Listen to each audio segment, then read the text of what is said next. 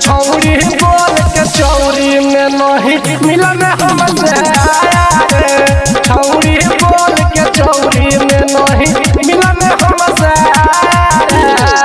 छौरी बोल के चौरी में बोल के डीजे बादल राज डीजे बादल राज डीजे बादल राज।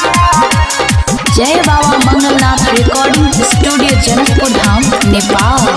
भाई रे बाहर बोझ टाइम देके हमको बुलाया रे। 12 से 4 हुआ अभियो ले आया रे। लागत तरह से तोल मल गई चुसा। बाहर बोझ टाइम देके हमको बुलाया रे। 12 से 4 हुआ अभियो ले आया रे। धूप में